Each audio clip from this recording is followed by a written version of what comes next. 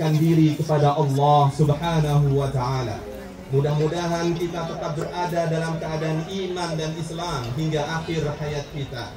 Salawat dan salam senantiasa kita haturkan kepada junjungan kita Nabi besar Muhammad sallallahu alaihi wasallam yang telah menunjukkan kita ke jalan Islam yang rahmatan lil alamin.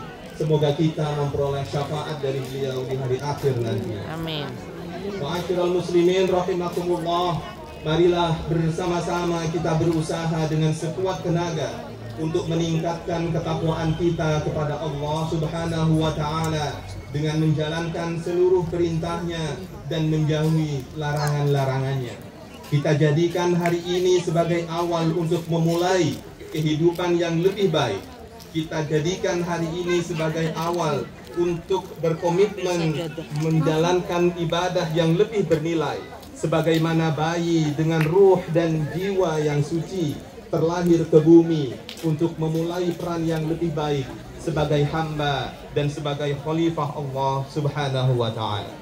Ma'asyiral muslimin rahimakumullah, hari ini adalah hari yang sangat bermakna bagi masyarakat muslim di sebagian penjuru dunia. Pada hari ini sebagian umat Islam merayakan hari kemenangan, puncak dari perjuangan yang telah dilalui selama 1 bulan Ramadan. Dengan pertolongan Allah Subhanahu wa Ta'ala, kita dapat menjalani dan melewati bulan suci Ramadan dengan berbagai bentuk ibadah.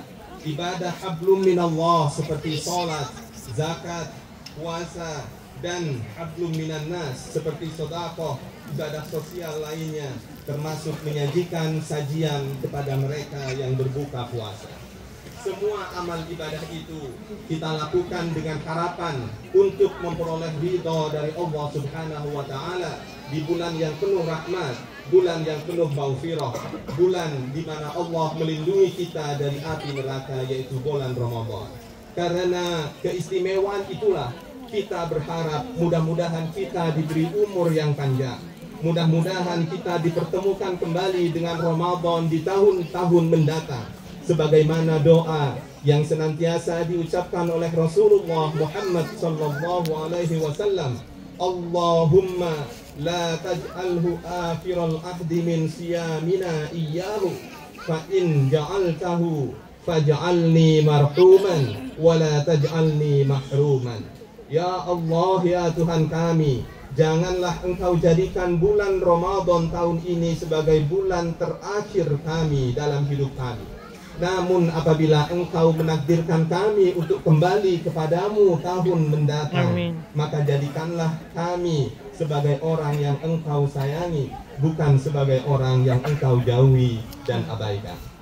Ma'asyiral muslimin rahimakumullah, bagi orang yang beriman, Ramadan yang telah kita lalui setidaknya penting untuk memperoleh keuntungan dalam aspek batiniyah.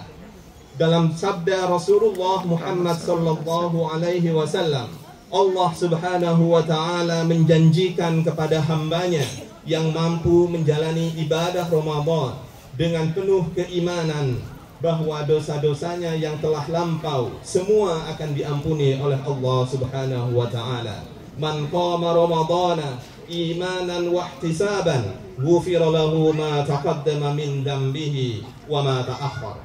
Pada kondisi yang demikian, kita akan mencapai hakikat kesucian seorang hamba yang bersih tanpa dosa, kembali kepada fitrah kemahasiswaan, kembali kepada fitrah kemanusiaan, kembali kepada keadaan suci.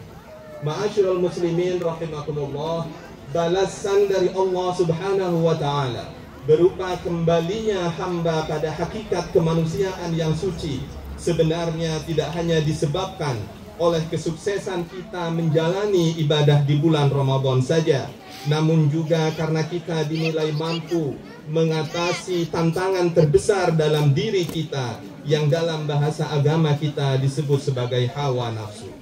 Bulan Ramadan bagaikan sebuah institusi pendidikan, bagaikan madrasah, di mana kita dituntut untuk bisa mengendalikan dan mendidik murid kita yang bernama hawa nafsu. Kehidupan manusia tidak terlepas dari pengaruh nafsu, karena nafsulah yang menjadi pendorong manusia untuk bertindak dan berjuang.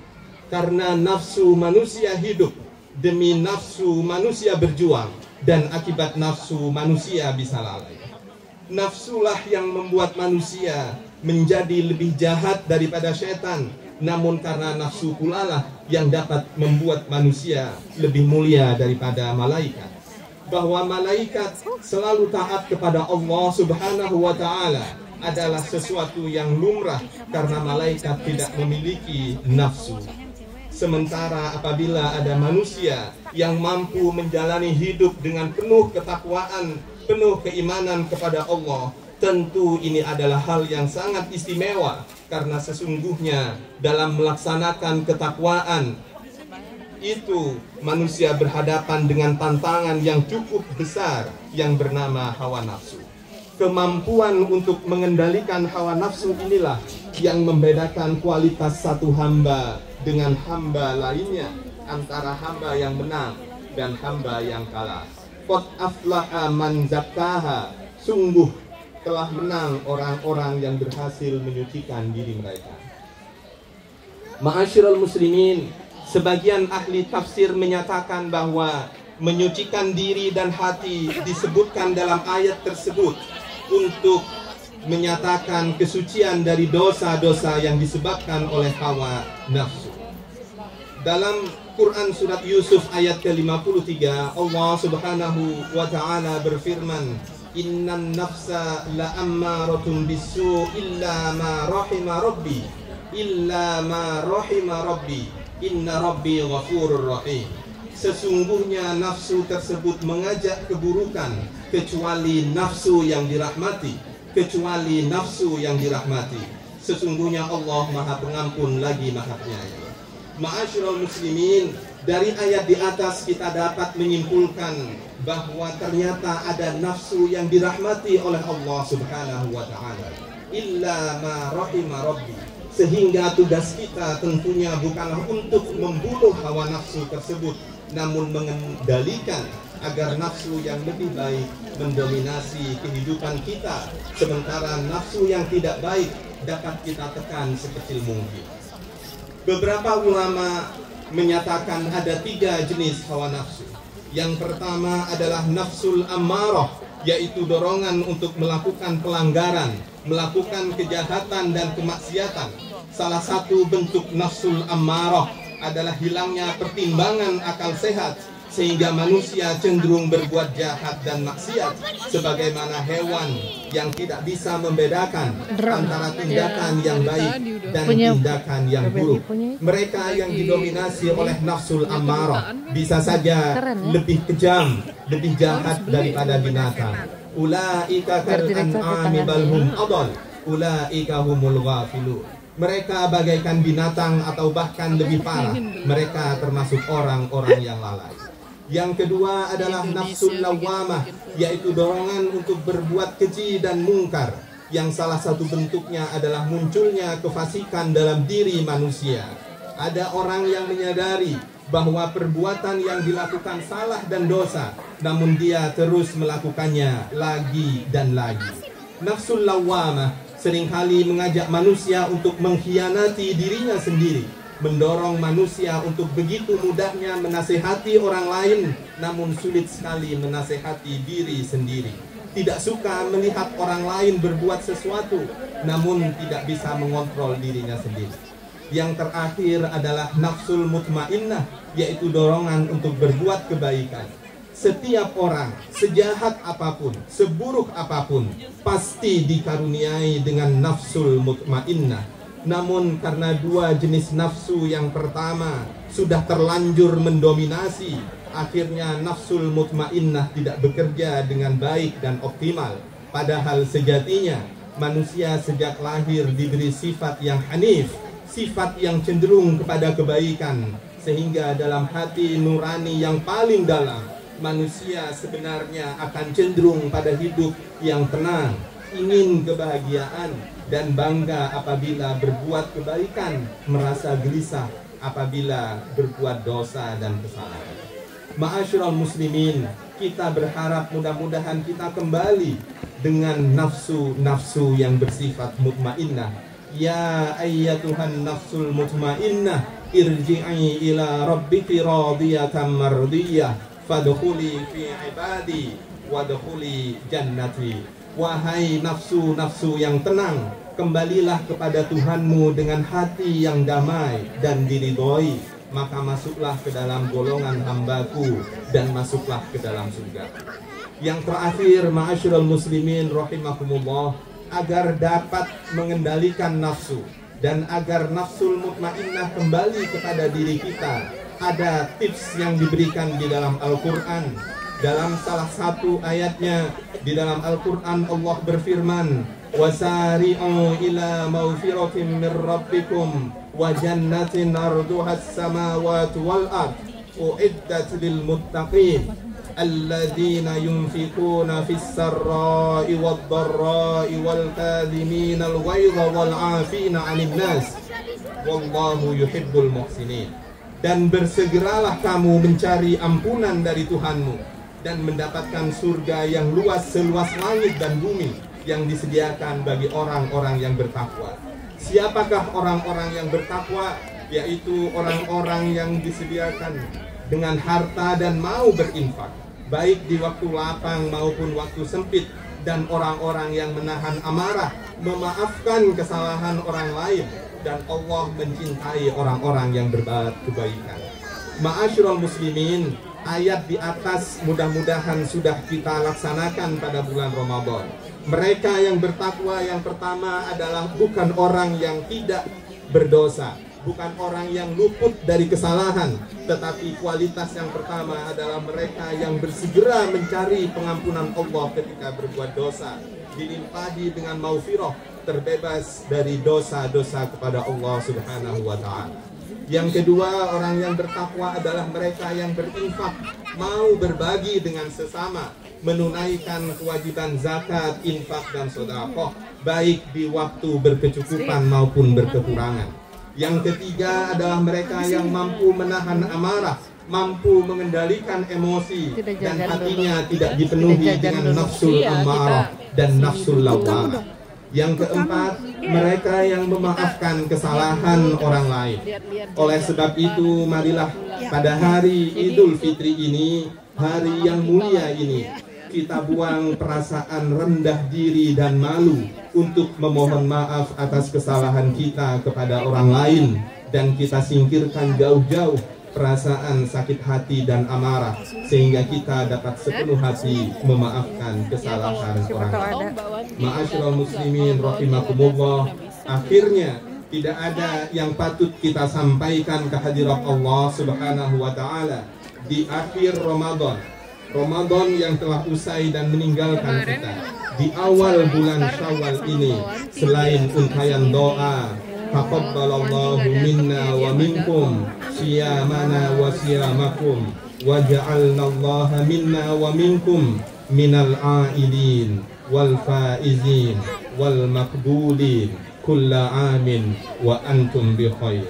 Barakallahu li wa lakum fil Qur'anil azim wa nafa'ni wa iyyakum bima fihi minal ayati wad dzikril hakim wa taqabbala minni wa minkum tilawatahu innahu huwas samiul alim. Wa qul rabbi ighfir warham wa anta khairur rahimin. Aqulu qawli hadha wastaghfirullaha li wa lakum wa lisairil muslimina wal muslimat wal mu'minina wal mu'minat fastaghfiruhu innahu huwal ghafurur rahim. Idul Adha bagian kayak gini ya biasa. Iya, kapan kita pulang kita minta. Allahu akbar, Allahu akbar, Allahu akbar, Allahu akbar, Allahu akbar, Allahu akbar, Allahu akbar. Allahu akbar kabiran walhamdulillahi katsiran wa subhanallahi bukratan wa asila. Ashhadu an la ilaha illallah wa ashhadu anna Muhammadan abduhu wa rasuluh. اللهم صل وسلم على سيدنا محمد وعلى آله وصحبه أجمعين والتابعين وتابع التابعين ومن تبعهم بإحسان إلى يوم الدين. أما بعد، فيا عباد الله، أوصيكم ونفسي بتقوى الله وطاعته، فقد فاز المتقون. واعلموا أن الله أمركم بأمر بدأ فيه بنفسه وثنى بملائكة قدسه وأيد بالمؤمنين من عباده، فقال ولم يزل قائلا عليما: إن الله وملائكته يصلون على النبي يا أيها الذين آمنوا صلوا عليه وسلموا تسليما. اللهم صل على سيدنا محمد وعلى آل سيدنا محمد كما صليت على سيدنا إبراهيم وعلى آل سيدنا إبراهيم، وبارك على سيدنا محمد وعلى آل سيدنا محمد كما باركت على سيدنا إبراهيم وعلى آل سيدنا إبراهيم في العالمين إنك حميد مجيد. وارض اللهم عن الخلفاء الراشدين ساداتنا أبي بكر وعمر وعثمان وعلي، وعن بقية أصحاب رسول الله أجمعين والتابعين وتابعهم بإحسان إلى يوم الدين. اللهم اغفر للمسلمين والمسلمات والمؤمنين والمؤمنات الأحياء منهم والأموات، إنك سميع قريب مجيب الدعوات. اللهم انصرنا فإنك خير الناصرين، وافتح لنا فإنك خير الفاتحين، واغفر لنا فإنك خير الغافرين، وارحمنا فإنك خير الراحمين، وارزقنا فإنك خير الرازقين، واهدنا ونجنا من القوم الظالمين. ربنا اغفر لنا ولإخواننا الذين سبقونا بالإيمان، ولا تجعل في قلوبنا غلا للذين آمنوا ربنا إنك رؤوف رحيم. ربنا آتنا في الدنيا حسنة وفي الآخرة حسنة وقنا عذاب النار.